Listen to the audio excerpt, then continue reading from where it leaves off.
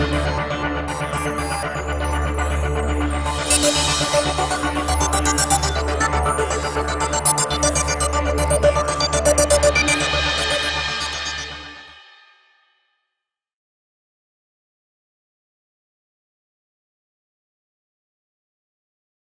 let us see the administrative provisions of this chapter.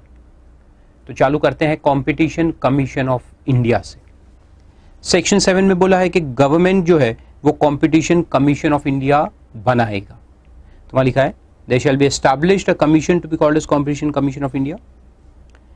It will be a body corporate, यानी कि उसके पास perpetual succession रहेगा, common seal, power to sue and be sued, to acquire, hold property, dispose property, to contract and sue or be sued. ये सब powers जैसे normal corporate के पास होते हैं वैसे इनके पास रहेंगे. एंड हेड ऑफिस जो इसका रहेगा वो रहेगा जहां सेंट्रल गवर्नमेंट अपॉइंट करेगा, नॉर्मली न्यू दिल्ली में रहता है उनका ऑफिस. एंड द कमीशन में establish offices at other places in India, उनके ब्रांच ऑफिसेज अपॉइंट कर सकते हैं. Then composition of commission, commission में कितने लोग रहेंगे? तो वहां बोला है कि एक चेयरपर्सन रहेगा, उसके साथ में मिनिमम 2 एंड मैक्सिमम 6 मेंबर्स रहेंगे. और इन सबको अपॉइंट कौन करेगा? सेंट्रल गवर्नमेंट अपॉइंट करेगी. तो मिनिमम 2 से मैक्सिमम 6 प्लस चेयरपर्सन, तो चेयरपर्सन प्लस 6 मैक्सिमम हो सकते हैं, यानी कि 7 मेंबर्स.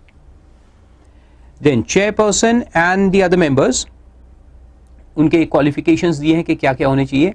तो बहुत इंटरेस्टिंग है. Shall be person of ability, यानी उनमें they should be able to do something. Ability, integrity, सच्चे लोग होने चाहिए. स्टैंडिंग, जैसे फारूक साहब देखो स्टैंडिंग भी है, एबिलिटी वाले भी है, और इंटेग्रिटी तो माशाल्लाह इनसे अच्छी किसी के पास है ही नहीं. तो फारूक का क्या है? क्वालिफाइड है to become a member of the competition commission. Example था, and who has special knowledge of and such professional experience of not less than 15 years. मेरे पास 15 साल का एक्सपीरियंस भी है ना. इन इंटरनेशनल ट्रेड, अब कहाँ कहाँ एक्सपीरियंस होना चाहिए? तो ये international trade, economics, business, commerce, law, finance, accountancy, management, industry, public affairs और competition matters including competition law and policy which in the opinion of the government may be useful to the commission. तो इतने सारे हैं. तो इसमें देखो CAs best qualified people है, क्योंकि इसमें ज़्यादा से ज़्यादा सब्जेक्ट्स तो अपन ने पढ़े ही है ना. You are all experts and so am I. यहाँ से देखो economics, business, commerce, law, finance, accountancy, management, यहाँ तक तो अपन है ही. इंटरनेशनल ट्रेड भी अपन पढ़ते ही है. पब्लिक अफेयर्स में कोई बड़ी बात नहीं है. So CAs are the best suited persons to be appointed as the members of the commission. और आगे लिखा है कि these shall be whole time members. इसमें कोई भी पार्ट टाइम नहीं रहता. Chairperson and members both are full time members. Then selection committee for chairman and members. तो गवर्नमेंट के हाथ में अपॉइंटमेंट है, तो गवर्नमेंट ने क्या किया? उसके लिए कमेटी बनाई है. तो ये कमेटी के पास फिर पावर है वो इसको सिलेक्ट करे. तो सिलेक्शन कमेटी में कौन रहेगा? देखो गवर्नमेंट के सरकारी काम है ना, तो बड़े ऐसे ही होते हैं. पहले एक पावर रहता है, फिर पावर को एक्सरसाइज करने के लिए एक कमेटी बनाते हैं, फिर कमेटी को हेल्प करने के लिए एक सब कमेटी रहती है. तो अल्टीमेटली इसको रेड टेपिज्म कहते हैं. इतना मामला उलझ जाता है कि सालों तक 2002 में एक्ट आ गया था, till 2010 nobody was appointed in the commission. ऐसे कोई मिलते ही नहीं थे. तो देखो उसमें लिखा है सिलेक्शन कमेटी रहेगी. और सिलेक्शन कमेटी में कौन रहेंगे? चीफ जस्टिस ऑफ इंडिया और his nominee will be the chairperson of this committee. हाँ, कौन सी कमेटी? जो कमीशन के मेंबर्स को अपॉइंट करेंगे. Then secretary in the ministry of corporate affairs, secretary in the ministry of law and justice, 2 experts of repute who have special knowledge of and professional experience in international trade, commerce and so forth as members. यानी ये जो committee है कितने लोगों की रहेगी? Chief justice of India रहेगा एक, सेक्रेटरी एंड 2 experts. तो टोटल 5 मेंबर्स की सिलेक्शन कमेटी पहले तो रहेगी. The term of selection committee and the manner of selection of panel of names shall be such as may be prescribed. तो पहले तो झगड़ा इस पे होगा कि इसमें कौन अपॉइंट होंगे, फिर ये लोग कमीशन के लोगों को अपॉइंट करेंगे. Huge red tapeism. Then term of office of chairperson and other members. तो वहां लिखा है कि जो चेयरपर्सन है या दूसरे जो मेंबर्स अपॉइंट होते हैं, इनका टर्म जो है वो 5 साल रहेगा और 5 साल के बाद they will be eligible for री अपॉइंटमेंट. लेकिन जो मैक्सिमम एज है उनका वो 65 ईयर्स का रहेगा. So if they become the age of 65 they will have to retire. तो अभी जैसे मुझे अपॉइंट करेगा गवर्नमेंट तो 45 ईयर्स तक मैं रह सकता हूं ऑन दी कमीशन, क्योंकि अभी मैं age of 20 and then for the 45 years so I will be 65, then I will have to retire. Then vacancy caused by resignation or removal of the chairperson. यानी दो बातें अपने को समझ में आई कि वो रिजाइन भी कर सकता है, उसको रिमूव भी किया जा सकता है. कैसे, तो वो नीचे दिया है, अपन देखते हैं. अंडर सेक्शन 11 और बाय डेथ, मर जाए वो, और otherwise shall be filled by fresh appointment in accordance with sections 8 and 9. यानी उनका फिर से fresh appointment किया जाएगा. Then chairperson and every other member before entering upon his office make and subscribe to oath of office and secrecy. एक oath लेना पड़ता है कि हम जो कुछ यहाँ करेंगे वो किसी को नहीं बताएंगे, जितना भी खाएंगे नहीं, सॉरी, जो भी करेंगे वो किसी को नहीं बताएंगे, और रिटायर होने के बाद भी हम किसी को नहीं बताएंगे. तो उसको कहते हैं oath of office and secrecy, वो लेना पड़ेगा. Then in the event of occurrence of vacancy in the office of chairperson, अगर चेयरपर्सन सपोज के मर गया, लिखा है देखो, by reason of death, resignation और otherwise the senior most member shall act as a chairperson. तो ड्यूरेशन, जब तक कि नया चेयरपर्सन अपॉइंट नहीं होता, सिलेक्शन कमेटी अपॉइंट नहीं करती, तब तक के लिए जो सीनियर मोस्ट मेंबर रहेगा वो एक्टिंग चेयरपर्सन का काम करेगा. He will act as a chairperson till the time the vacancy is filled up. Then when the chairperson is unable to discharge his functions owing to absence, illness or otherwise, the senior most member shall discharge the functions of the chairperson till the time he comes back. तो ये normal case है. Chairperson घूमने गए USA 3 महीने के लिए, तो तब तक जो भी सीनियर मोस्ट मेंबर है वो चेयरपर्सन की कुर्सी पे बैठेंगे, उनका काम करेंगे, और जैसे ही चेयरपर्सन वापस आ जाएंगे तो he will occupy his position again. तो ये परमानेंट वैकेंसी है, ये टेम्पररी वैकेंसी इसको कहते हैं. Then resignation, removal and suspension. तो वहां बोला है कि chairperson or the member may by notice in writing under his hand address to the government resign his office. वो रिजाइन कर सकते हैं, हैंड रिटन रेजिग्नेशन लेटर रहेगा.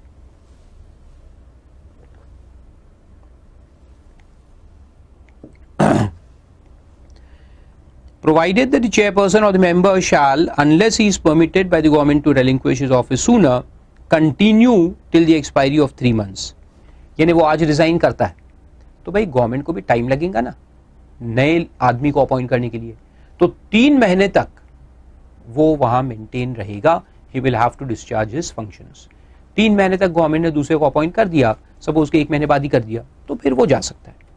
और अगर 3 महीने तक गवर्नमेंट ने नहीं किया तो फिर वो जा सकता है. 3 महीने से ज्यादा उसको रोक नहीं सकते. लेकिन ये भी है कि समझ लो 5 साल के लिए उसको अपॉइंट किए थे, अब 5 साल एक्सपायर होने में 1.5 महीना बाकी है. कितना?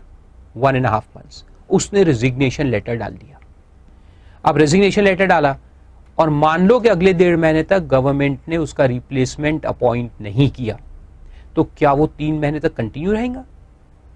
यानी कैसे देखो, इसका मतलब ऐसा हो गया कि वैसे ही उसका 1.5 महीना बचा था, 1.5 महीने बाद तो उसका ऑफिस वैसे भी खत्म होने वाला था, लेकिन अब क्योंकि उसने रेजिग्नेशन डाला है तो ये क्लॉज अप्लाई हो जाएगा. और ये क्लॉज कहता है कि 3 महीने तक वो रहेगा, तो कहेगा देखो 3 महीने तक तो अब मैं रह सकता हूं. यानी जो 1.5 महीना उसका बचा था वो प्लस एडिशनल 1.5 months.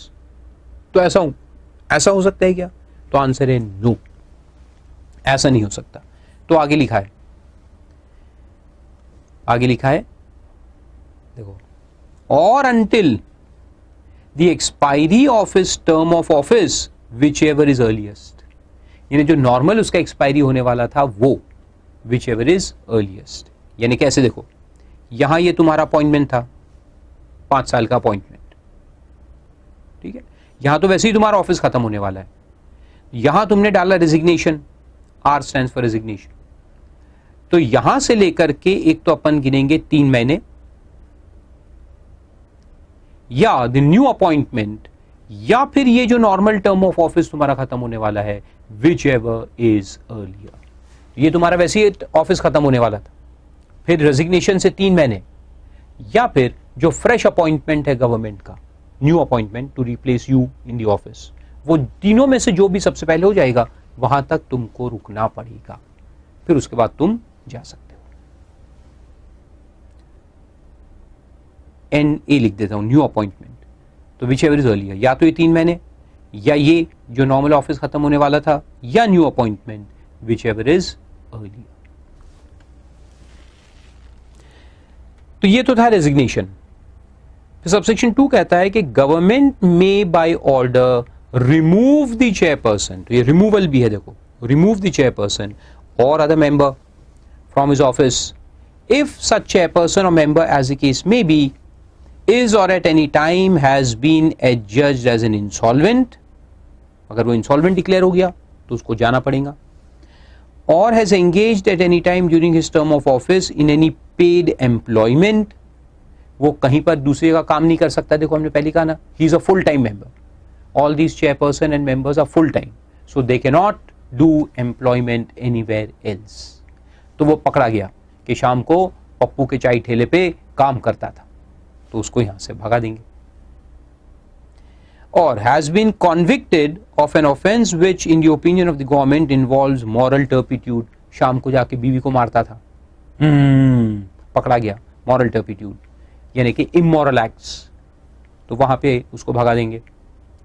या हैज एक्वायर्ड सच फाइनेंशियल और other interest as is likely to affect prejudicially his functions as a member. ये एक इंपॉर्टेंट पॉइंट है। फाइनेंशियल और अदर इंटरेस्ट का मतलब है कि जिस कंपनी का केस चल रहा था, कहां पे, कंपटीशन कमीशन के सामने, जैसे कि रिलायंस का केस चल रहा है और ये मेंबर ने रिलायंस के ही शेयर्स खरीदे, तो उसको हम भगा देंगे, he will be remove from the office. तो जो कंपनीज वगैरह के केस चलते हैं कंपटीशन कमीशन के सामने, तो ये जो कमीशन के मेंबर्स है उनका वहां पर उन कंपनीज के अंदर कोई किस्म का फाइनेंशियल इंटरेस्ट नहीं होना चाहिए, या अदर इंटरेस्ट, मैनेजरियल इंटरेस्ट या कोई भी इंटरेस्ट नहीं होना चाहिए। और has so abused his position as to render his continuance in office prejudicial to public interest, यानी ब्राइब वगैरह उसने लिया, करप्शन में पकड़ा गया, ब्राइब लिया, तो उसको वहां रहना नहीं है, his continuation is not in public interest, उसको वहां से भगा देंगे। And has become physically or mentally incapable of acting as a member। Physically बेचारा उसको अपाहिज हो गया वगैरह, एक्सीडेंट हो गया, and he went into coma, or even if he is not into coma then he's into paralysis, या ऐसा कुछ केस हो गया, या फिर mentally incapable, पागल हो गया, तो उसको अपन भगा देंगे। तो इसको याद रखना है। लेकिन आगे लिखता है कि no member shall be remove from his office under ground D or E. तो ग्राउंड डी और ई कौन से हैं? ये दोनों को टिक मार्क करो। ग्राउंड डी यानी financial other interest and abuse his position so as to render continuance prejudicial to public interest. इन दो कैटेगरीज के अंदर सुप्रीम कोर्ट में पहले केस डालना पड़ेगा, यानी कि गवर्नमेंट क्या करेगा, सुप्रीम कोर्ट को रेफरेंस भेजेगा और कहेगा कि आप पहले इंक्वायरी करो कि ऐसा केस है क्या, और फिर अगर सुप्रीम कोर्ट ये डिसीजन पे पहुंचता है कि yes he is not capable of continuing as a member, तो फिर गवर्नमेंट उसको वहां से निकालेंगे।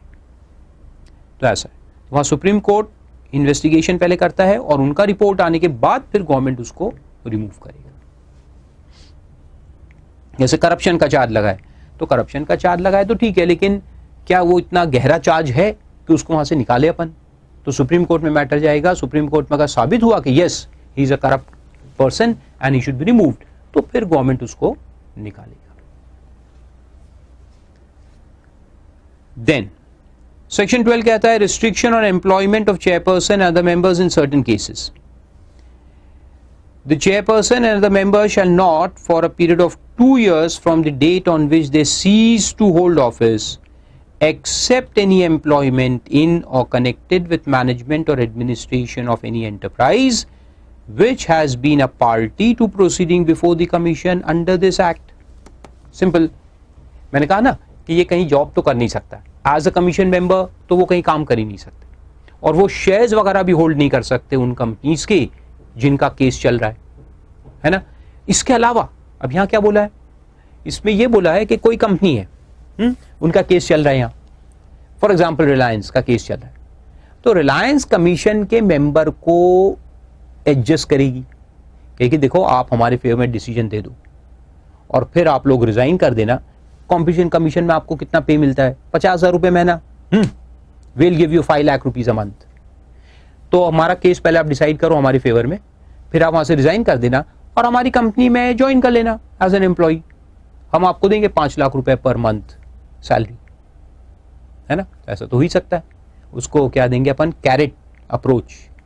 तो वो ना हो, इसे यहां लिखा है, क्या लिखा है कि अगर कोई मेंबर कमीशन से बाहर भी निकले रिजाइन करके, या उसका टर्म खत्म हो जाए जो भी है, तो उसके बाद 2 साल तक वो ऐसे कोई एंटरप्राइज में नौकरी नहीं कर सकता जिसका केस कंपटीशन कमीशन के सामने चल रहा था.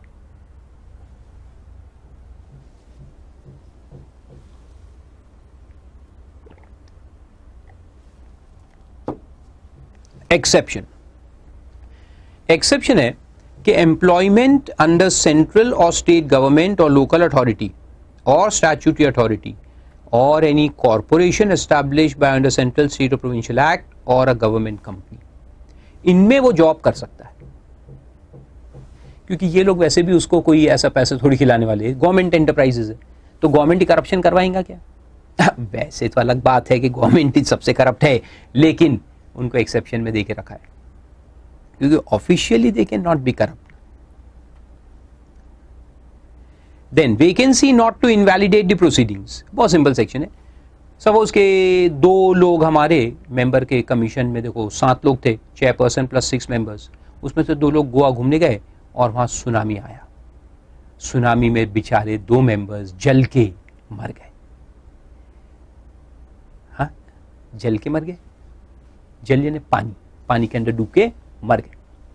अब वो मर गए तो क्या कमीशन काम करना बंद कर देगा कि नहीं नहीं जब तक इनकी वैकेंसी फिल नहीं होती तब तक हम काम नहीं करेंगे?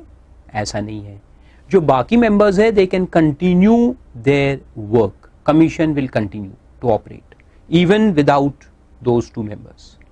तो वो यहां लिखा है, देखो, any act or proceeding of the commission shall not be invalidated merely on the ground of any vacancy or any defect in the constitution of the commission.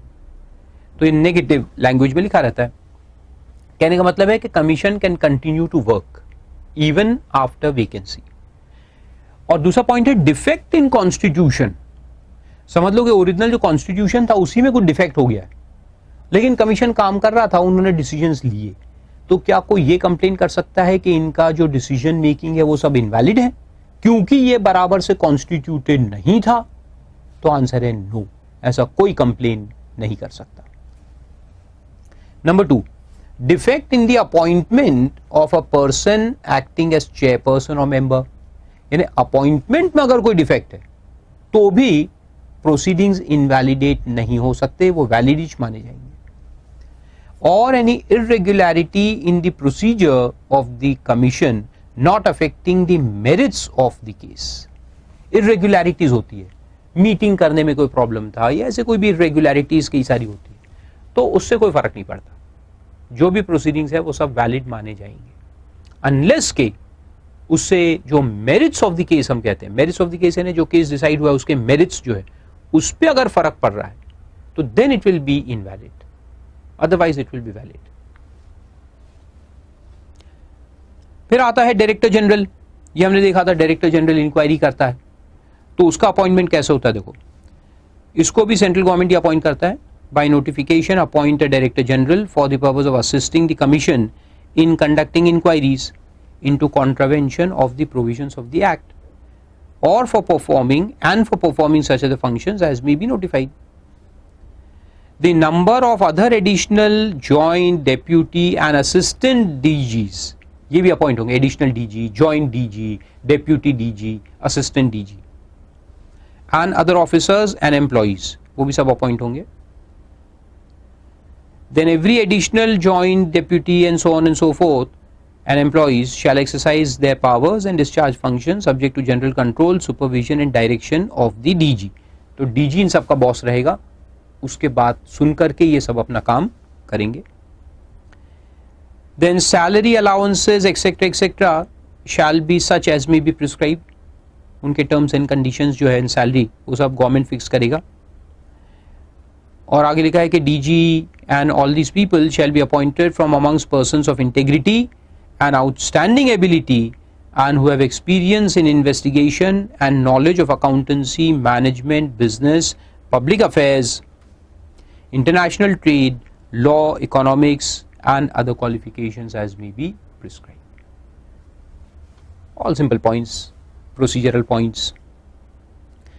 Then appointment of secretary, experts, professionals and officers and other employees of the commission. उसमें लिखता है कि commission may appoint a secretary and such other officers and other employees as it may consider necessary.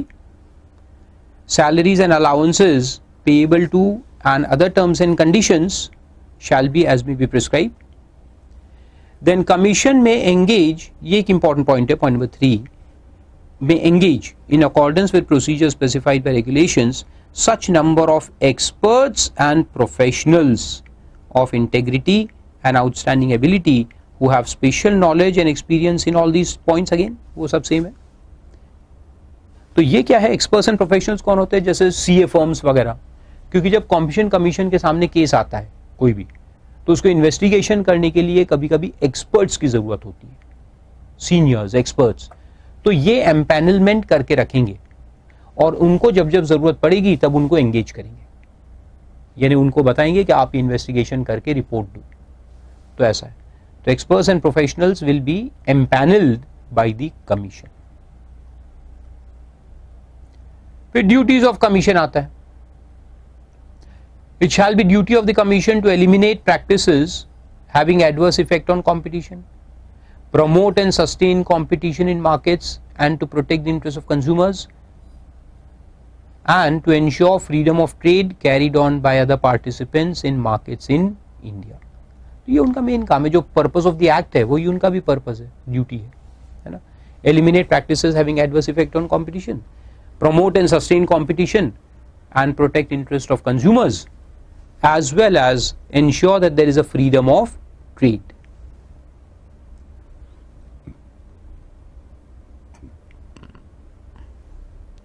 और आगे लिखता है कि commission may for the purpose of discharging its duties enter into any memorandum और arrangement with the prior approval of the government with any agency of any foreign country. जैसे अपने यहाँ competition commission है, वैसे यूएस में उनके laws के अंदर भी कोई ऐसा कमीशन होगा, उसका नाम कुछ अलग होगा, लेकिन वहां के कंपटीशन को देखते हुए एक कमीशन बनाया होगा यूएस गवर्नमेंट ने, तो उनके साथ एग्रीमेंट्स बना सकते हैं. तो ये कब काम में आते हैं, जब वो इंटरनेशनल एग्रीमेंट्स होते हैं ना, यहाँ की कंपनी फॉरेन कंपनी मिलके कोई एसोसिएशन बनाती है, तो इन्वेस्टिगेशन में काम में आते हैं. तो अपना कमीशन क्या करेगा कि उनके कमीशन को लेटर ऑफ इन्वेस्टिगेशन लिखेगा और कहेगा कि आप इन्वेस्टिगेशन करके हमको रिपोर्ट दो. Then power of the commission to regulate its own procedure. ये भी एक सिंपल टॉपिक है, इस पे कोई क्वेश्चन नहीं आने वाला. In discharge of functions, the commission shall be guided by principles of natural justice and subject to other provisions of the act and the rules. The commission shall have the power to regulate its own procedure. यानी office कब बैठना है, कहाँ बैठना है, कितने benches बनेंगे, ये सब वो खुद डिसाइड करेंगे. Then commission shall have for the purpose of discharging its functions powers vested in civil court under Code of Civil Procedure 1908. तो ये सारे पावर्स है देखो कोर्ट के, ये कोर्ट के पावर्स होते हैं नॉर्मली, तो ये कमीशन के पास भी है. क्या क्या? समनिंग यानी बुलाना, लोगों को बुलावा भेजना, चलो बुलावा आया है कमीशन ने बुलाया है। और जो लोग आएंगे तो उनको एग्जामिन करना ऑन ओथ, ओथ शपथ दे के उनको अपन एग्जामिन यानी पूछताछ करना। तो शपथ कैसे दिलाएंगे? लक्ष्मी पे हाथ रख के कसम खाओ, जो कुछ कहूंगा सच कहूंगा, सच के सिवा सब कुछ कहूंगा, सॉरी सच के सिवा कुछ नहीं कहूंगा। आप कहेंगे सर लक्ष्मी कहां से आ गई? पहले तो गीता होती थी। गीता तो पुरानी हो गई, आजकल गीता पढ़ता कौन है? आप पढ़ते कभी? पढ़ा कभी आपने? एक चैप्टर से ज्यादा नहीं पढ़ा, गीता पढ़ते। लेकिन लक्ष्मी हर कोई जानता है। तो लक्ष्मी ने नोटों के बंडल रखी जाएंगे ट्रे में और उस पर हाथ रख के कसम खिलाई जाती है आजकल। सच बोलना है, और झूठ बोलोगे तो लक्ष्मी नाराज हो जाएंगी। बराबर सब सच बोलते हैं। खैर ये जोक था, आंसर में लिख के मत आना लक्ष्मी, आंसर में गीता ही लिखना, बल्कि लिखना ही मत, on oath, that's enough. Then requiring discovery and production of documents, documents लेकर आओ, निकाल के लाओ। Receiving evidence on affidavit, evidence लेना, जो लोग आ नहीं सकते हमारे सामने तो उनका एफिडेविट बुलवाते अपन। और एफिडेविट यानी कि वहां के कोर्ट, जैसे कोई बहुत दूर का आदमी, जबलपुर का कोई पर्सन है, लखनऊ का कोई पर्सन है, उससे अपने को बुलवाना है, और वो वहां से बहुत बूढ़ा है, ब्रिजेश नाम का एक पर्सन है, बहुत बूढ़ा है, तो वो यहाँ नहीं आ सकता ना चल के। तो वहां कहेंगे कि तुम वहां के मजिस्ट्रेट के पास जाओ, तुम्हारा डिक्लेरेशन दो, साइन करो, एफिडेविट बनाओ और फिर भेज दो, तो हम उसको एक्सेप्ट करेंगे। Then issuing commissions for examination of witnesses or documents. Issuing commission यानी कि कमीशन ऑफ इंक्वायरी कहते हैं इसको। तो दो लोगों का एक कमीशन बना करके भेजेंगे हम उसके घर, कि जाओ उसके घर पूछताछ करके आओ या डॉक्यूमेंट्स लेकर आओ। And requisitioning subject to provisions of 123 and 124 of Evidence Act any public record or document or copy of such record or document from any office। Public documents यानी जो गवर्नमेंट के ऑफिशियल डॉक्यूमेंट्स होते हैं उनको भी हम बुला सकते हैं। तो ये सब कोर्ट के पावर्स है कमीशन के पास। देन कमीशन में कॉल अपॉन एक्सपर्ट्स, ये भाई ऊपर में देखा था हमने, एक्सपर्ट्स अपॉइंट होंगे तो फिर देखो उनको बुलाया जाता है। From the field of economics, commerce, accountancy, international trade or from any other discipline as it may deem necessary to assist the commission in the conduct of inquiry। Inquiry में help करने के लिए सीए वगैरह को बुलाया जाता है। Then commission may direct any person to produce before the director general और सेक्रेटरी और officer authorised by it such books other documents in the custody और control of such person so directed as may be specified or described in the direction, being documents relating to any trade, the examination of which may be required for the purpose of this act। यानी ये कब होता है कि investigation जब होता है तो कमीशन ने डीजी को भेजा, जाओ इन्वेस्टिगेशन करो, तो एक लेटर लिखता है पर्सन के नाम से कि you are under obligation to provide these books of accounts and documents to our DG.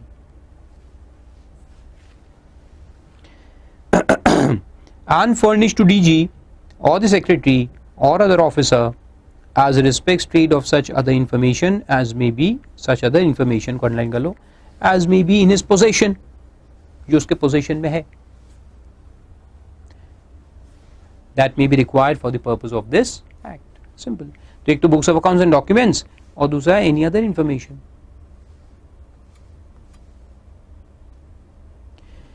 फिर एक सेक्शन है रेक्टिफिकेशन ऑफ ऑर्डर्स। तो कमीशन का ऑर्डर आ गया, अभी ऑर्डर में कभी कभी मिस्टेक होती है तो क्या करेंगे, उसको रेक्टिफाई करेंगे। तो वो पॉइंट है, with a view to rectifying any mistake apparent from the record, commission may amend any order pass by it under the provisions of this act and subject to provisions of this act, commission may make an amendment on its own motion. यानी कैसे करेंगे mistake को सही, खुद से, अगर खुद से समझ में आ जाए करो अपने ऑर्डर में मिस्टेक है तो खुद करेक्ट कर लेंगे, या फिर when it is brought to its notice by the party to the order, जो पार्टीज है वो एक आध कंप्लेन करेगा।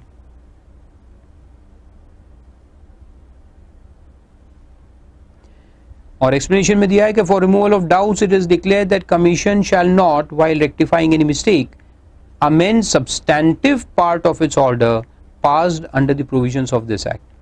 जो substantive part of the order यानी कि जो मेन पॉइंट जो डिस्कस हुआ था और जो डिसाइड हुआ है उसको वो चेंज नहीं कर सकते, क्योंकि उसको तो प्रूव करना पड़ेगा ना। अभी मिस्टेक यानी क्या होती है कि सिंपल मिस्टेक्स जो क्लेरिकल मिस्टेक वगैरह होती है उसको वो अमेंड कर सकते हैं, not the main judgement part. Argument part जो होता है उसको वो चेंज नहीं कर सकते, because that will require application of mind. And when we say rectification of mistake apparent from record, it should not require application of mind. उसमें सोचने की जरूरत नहीं होनी चाहिए, it should be a clear cut mistake. Section 39, execution of orders of commission imposing monetary penalty. यानी commission ने अगर आपके ऊपर मॉनेटरी पेनल्टी लगाई है और आप उसको पे नहीं करेंगे तो किस तरह से उसको वसूल किया जाएगा। तो देखो उसमें लिखा है कि if the person fails to pay the monetary penalty imposed on him under the act, the commission shall proceed to recover such penalty in such manner as may be prescribed by regulations। यानी commission को power रहेंगे recovery के। ये तो एक part हुआ। दूसरा point ये कहता है कि अगर कमीशन को लगता है कि income tax officer will be in a better position to recover it, यानी इसका रिकवरी इनकम टैक्स एक्ट के अंदर किया जाए, तो वो इनकम टैक्स अथॉरिटी को लेटर लिख देंगे और फिर इनकम टैक्स अथॉरिटी जो है वो आपसे वसूल करेगी, just like arrears of income tax. फिर उसके बाद है director general to investigate contravention, section 41। DG कैसे इन्वेस्टिगेशन करता है, तो डीजी को अपॉइंट करा जाता है। हमने पिछले लेक्चर में देखा कि DG will be appointed to conduct investigation. तो वो कैसे प्रोसीड करता है, तो देखो तो इसमें लिखा है कि DG shall when so directed by the commission assist the commission in investigating any of the contravention under this act. The DG shall have all the powers as are conferred upon the commission under 36(2). तो commission के जो powers हमने देखे थे इन investigation, वो सारे powers DG के पास भी रहेंगे। And without prejudice to this power, the provisions of section 240 and 240A of Companies Act 1956 so far as may be shall apply to investigation made by DG। तो सेक्शन 240 और 240A जो sections थे पुराने act में, ये ownership से related थे कि कौन शेयर होल्डर है उसको निकालना, who are the main persons who are interested in financial profit और लॉस ऑफ द कंपनी। यानी बेनामी होल्डिंग का जो इन्वेस्टिगेशन होता है ना, उसका नया सेक्शन भी पढ़ा था अपन ने। और एक होता है कि अगर ए कंपनी का इन्वेस्टिगेशन चल रहा है और ए कंपनी से बी कंपनी रिलेटेड है, तो अपन बी कंपनी का भी इन्वेस्टिगेशन कर सकते हैं। तो वो दोनों पॉइंट भी यहां पर एप्लीकेबल रहेंगे। Then next is penalties. Penalty में सबसे पहले 42 है, contravention of orders of commission. तो यहां लिखा है कि कमीशन में cause an inquiry to be made into compliance of its orders और directions, and if any person without reasonable cause fails to comply with the orders or directions of the commission issued under all these sections, he shall be punishable with fine which may extend to ₹1 lakh for each day during which the non-compliance occurs, subject to a maximum of ₹10 crores। यानी 1 लाख रुपए per day लगता जाएगा, subject to maximum of 10 crores। Then if any person does not comply with the orders or directions issued or fails to pay the fine imposed under subsection 2, he shall without prejudice to any proceeding of 39 be punishable with imprisonment। imprisonment भी फिर लगाएंगे उसको, पहले तो fine लगाए, फिर fine भी पे नहीं कर रहा तो फिर जेल में डाल देंगे। कितने टर्म के लिए, extend up to 3 years, or with fine which may extend to ₹25 crores, or with both as the chief metropolitan magistrate Delhi may deem fit। तो केस जो है वो दिल्ली के मजिस्ट्रेट के सामने लगेगा, chief metropolitan magistrate of Delhi.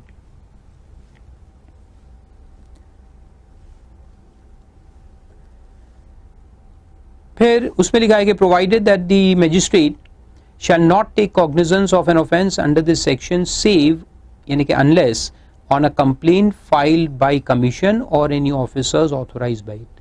यानी मजिस्ट्रेट के सामने केस लगाने का पावर किसके पास है, सिर्फ कमीशन या उसके ऑथोराइज ऑफिसर्स के पास पावर है, और उनके केस लगाने पर ही मजिस्ट्रेट जो है वो एक्शन लेगा, वरना नहीं लेगा। टेकिंग कॉग्निजेंस का मतलब है power to take action. Then compensation in case of contravention of order of commission. तो वहां लिखता है कि without prejudice any person may make an application to tribunal for an order, अब पहले ट्राइब्यूनल आगे आएंगे अपन देखेंगे, for an order for recovery of compensation from any enterprise for any loss or damage shown to have been suffered by such person as a result of the said enterprise violating the directions issued by commission or contravening without any reasonable ground any decision under all these sections. तो किसी ने contravention किया है set competition commission के orders का और उसकी वजह से आपको अगर कोई नुकसान हुआ है, so you can claim compensation. Very simple. Then penalty for failure to comply with directions of commission and director general. तो वो भी उसमें है, सब लिखा है उसमें, 1 लाख रुपीज पर डे से लेके मैक्सिमम 1 करोड़ तक लगेगा. Then power to impose penalty for non furnishing of information on combination. combination का information आपको सबमिट करना था सेक्शन 6 सबसेक्शन 2 के अंदर, वो अगर आपने नहीं सबमिट किया तो 1% of the total turnover or the assets whichever is higher का पेनल्टी लगेगा.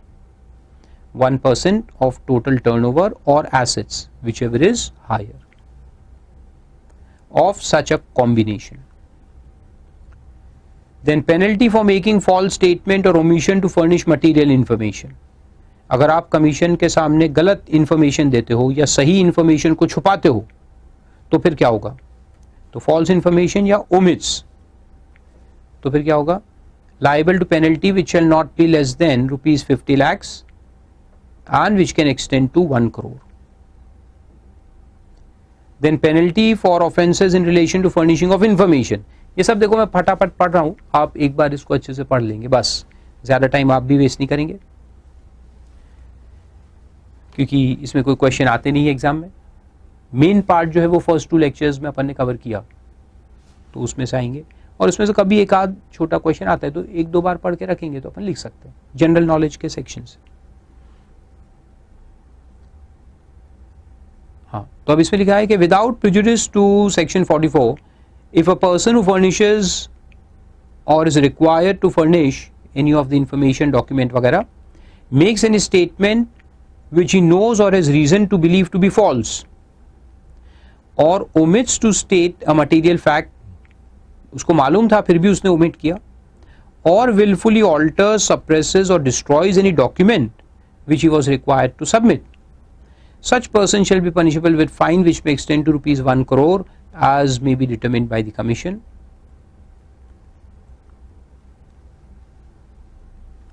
Then power to impose lesser penalty. lesser penalty लगाने का भी पावर है क्योंकि इतने सारे अमाउंट लगा देंगे तो बेचारा आदमी मर जाएगा.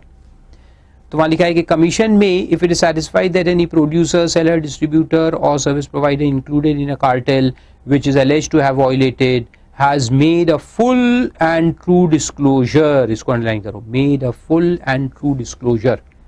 यानी अगर आप कमीशन की बात मानते हो और पूरा सच बोल देते हो, उगल देते हो, तो फिर आपको लेसर पेनल्टी लगाई जा सकती है, पेनल्टी से माफ किया जा सकता है टू अ लार्ज एक्सटेंट. और इसको भी क्या बोलते हैं, इसको भेदी बोलते हैं. भेदी, भेदी यानी कौन, जो देखो कार्टेल के बहुत सारे मेंबर्स है, वैसे तो कोई इंफॉर्मेशन दे नहीं रहा था कमीशन को, लेकिन आप क्या हुआ कि पिघल गए और आपने जाकर के सब कुछ उगल दिया, सब कुछ बता दिया और उससे क्या हुआ कि जो बड़ी मछलियां थी वो फंस गई. तो आपके बोलने से वो फंसे सब, तो आपको जो है तो पेनल्टी से माफ किया जाएगा, यानी आपको निकले भेदी, भेद खोल के आ गए. तो वहां लिखा है देखो, in respect of alleged violation and such disclosure is vital to impose. ये वाइटल है, वाइटल यानी दूसरों लोगों के कॉन्विक्शन के लिए वाइटल इंफॉर्मेशन थी, सबूत था, जिसकी वजह से फिर बड़े बड़े लोग पकड़े गए, तो फिर आपको कम कर दिया जाएगा, laser penalty.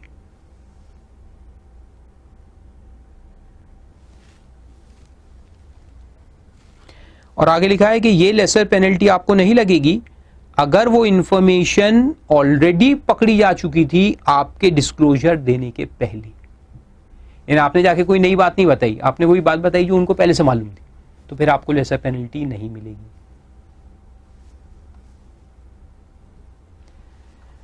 Provided further that lesser penalty shall be imposed by the commission only in respect of producer, seller, distributor, trader, etc. included in the cartel who has made a full and true vital disclosures under this section. Provided also that lesser penalty shall not be imposed by the commission if the person making disclosure does not continue to cooperate with the commission. पहले आपने disclose तो कर दिया, लेकिन बाद में बाकी cartel के जो लोग थे उन्होंने पकड़ के बहुत मारा, तुमको धमकाया, डराया, साला ऐसा कर रहा है, तू भेदी बन रहा है, मरवाएंगे अपने को, तेरे को पहले ऊपर कर देंगे.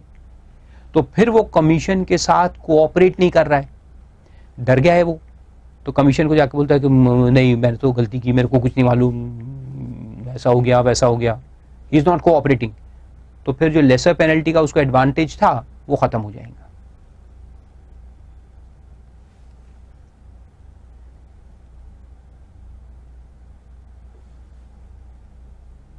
और आगे लिखता है provided also that the commission may if it is satisfied that such producer and so on and so forth, trader वगैरह included in cartel had in the course of proceedings not complied with the condition on which the lesser penalty was imposed or had given false evidence or disclosure made is not vital. अगर ये बाद में पता चला, इन्हें पहले तो उसने आके सब उगल दिया, तो बाद में उसको अपने लेसर पेनल्टी लगा के छोड़ भी दिया, but later on it is found कि ये झूठ बोल के गया था, ये जो इंफॉर्मेशन देखी गया था सब गलत निकली, और उसके जो डिस्क्लोजर दिए थे बहुत इंपॉर्टेंट बात बोल के वो बिल्कुल वाइटल नहीं निकले बाद में, तो फिर उसको वापस बुलाएंगे और पूरी पेनल्टी वापस से लगाएंगे, जो एडवांटेज उसको दिया था वो विड्रॉ कर दिया जाएगा.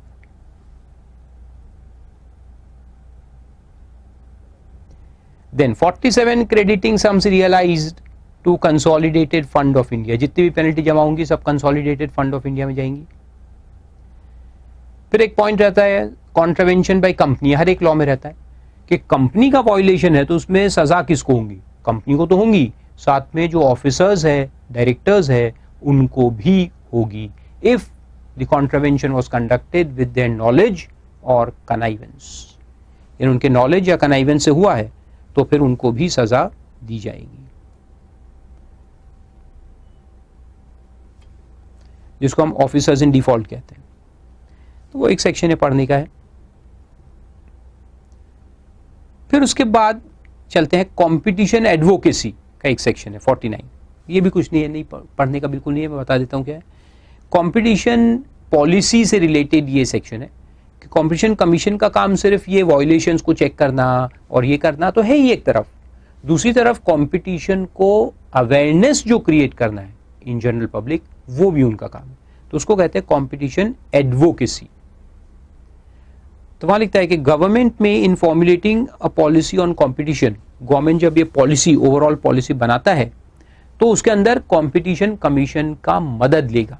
कमीशन को काम दिया जाएगा कि आप हमें बताओ कि किस तरह से पॉलिसी बनानी चाहिए, और फिर कमीशन जो गवर्नमेंट को बताएगा उसको ओपिनियन देगा, तो वो ओपिनियन के बेसिस पे गवर्नमेंट फिर पॉलिसी फॉर्मुलेट करेंगे.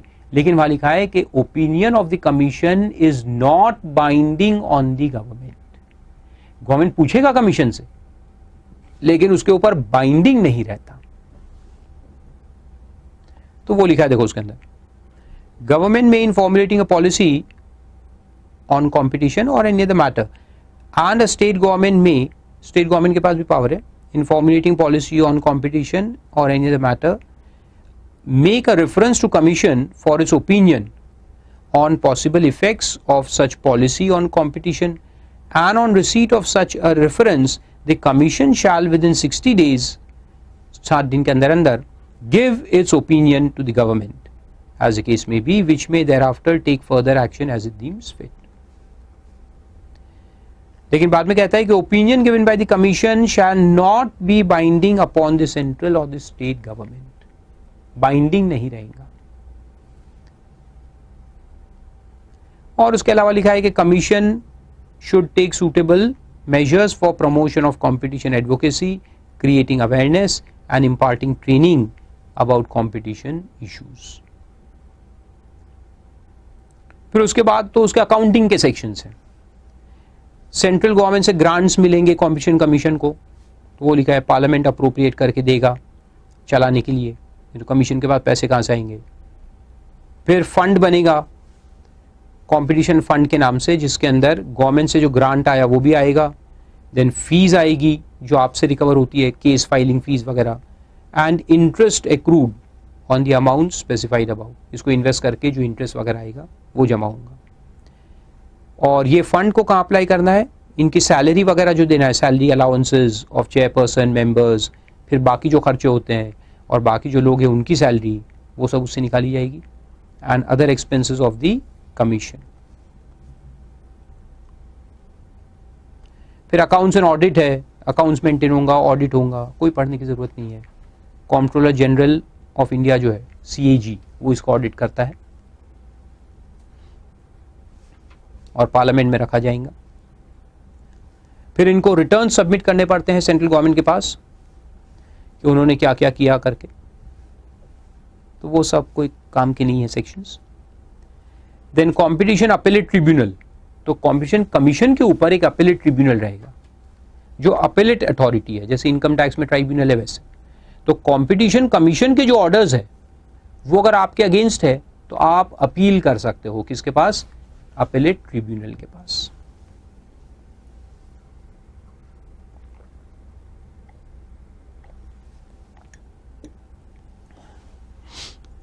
तो वो उसके अंदर है कि गवर्नमेंट ट्राइब्यूनल बनाएगा to be known as competition appellate tribunal to hear and dispose of appeals against the directions issued by commission under section 26, 27, 28, 31, 32, 33, ये सब जो सेक्शंस अपन ने पढ़े, 38, 39, 43, 43A, 44, 45, 46, कुछ भी याद नहीं रखने का, अपने को याद रखने हैं पास बाय द कमीशन।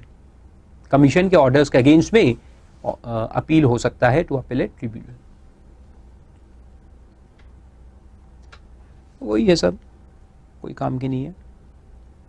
फिर 53 में देखो अपील दिया है, तो अपील करने का अपने को अपीलेट ट्रिब्यूनल के पास, और वो फिर सुनवाई करके उसका रिजल्ट देगा, फिर उसका फीस के साथ अपील करेंगे आप। फिर कॉम्पोजिशन ऑफ ट्राइब्यूनल भी दिया है, ट्राइब्यूनल में कितने लोग रहेंगे, तो एक चेयरपर्सन रहेगा and not more than 2 other members to be appointed by central government, यानी chairperson plus 2 members, total 3 members इसके अंदर रहेंगे। फिर उनके क्वालिफिकेशंस क्या रहेंगे, तो वहां लिखा है कि चेयरपर्सन जो रहता है, he shall be a person who is or has been a जज of supreme court or chief justice of a high court. Supreme court का जज हुआ है पहले, या फिर वहां से रिटायर हुआ और अभी उसको यहां अपॉइंट कर रहे हैं, या फिर हाई कोर्ट का चीफ जस्टिस होना चाहिए। और जो मेंबर्स है उनके पास वो एबिलिटी से लेकर के स्टैंडिंग तक सब रहना चाहिए। फिर इनकी भी एक सिलेक्शन कमेटी बनेगी, और वो सिलेक्शन कमेटी जो है वो इनके जजेस को, ट्राइब्यूनल के जो जज है उनको सिलेक्ट करेगी। देन टर्म ऑफ ऑफिस वगैरह दिया है, वो सिंपल है, और 68 इयर्स इनका रिटायरमेंट एज रहेगा, चेयरपर्सन का 68 और बाकी लोगों का 65। तो C+2 है, तो चेयरपर्सन का 68 इयर्स ऑफ एज है, और ये 2 बाकी जो मेंबर्स हैं उनका एज है 65। फिर वही वैकेंसीज रही तो कोई प्रॉब्लम नहीं, टेम्पररी वैकेंसी रही तो बाकी लोग काम कर सकते हैं। फिर रेजिग्नेशन, रिमूवल, ये वैसे ही है जैसे कमीशन का देखा था, कोई काम के सेक्शंस नहीं है। Then removal and suspension of chairperson and members, वही इंसॉल्वेंसी, सब पॉइंट्स वही है जैसे कॉम्पिटिशन कमीशन में थे।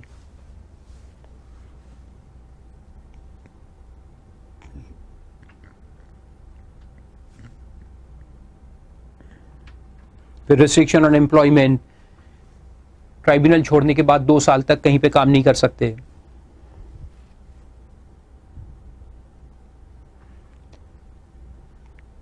कॉम्पनसेशन वगैरह ये सब कोई काम की नहीं है, एग्जाम के बाद पढ़ना इनको। Contravention of orders of tribunal कोई काम का नहीं है। Then right of legal representation, इसमें वही है, chartered accountants, company secretaries, cost accountants, legal practitioners, ये सब केस को अपीयर कर सकते हैं।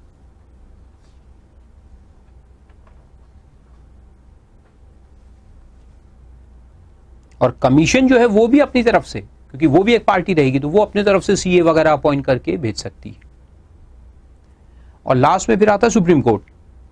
तो अब ये जो ट्राइब्यूनल है, ट्राइब्यूनल के ऑर्डर के बाद सीधा अपील का होगा सुप्रीम कोर्ट के अंदर। हाई कोर्ट इसमें आता ही नहीं, सीधा supreme court.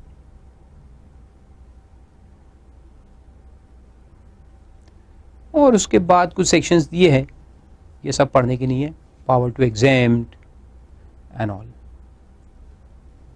So those were the administrative sections of this act. जैसे आपको समझ में आ गया होगा, कोई खास काम के नहीं रहते, एक बार पढ़ के छोड़ देने का है। जिस तरह से कॉम्पिटिशन एक्ट था, 4 मार्क का क्वेश्चन आता है उसके ऊपर, पास exam questions and practice manual questions दिए हैं, एक बार आप उसको गो थ्रू